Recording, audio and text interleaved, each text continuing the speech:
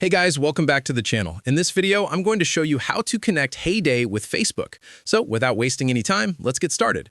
First of all, open the Heyday game on your mobile device. In older versions of the game, connecting Heyday to Facebook was very simple. You just had to tap on the three-line menu icon, go into settings, and you would easily find the Facebook Connect option there.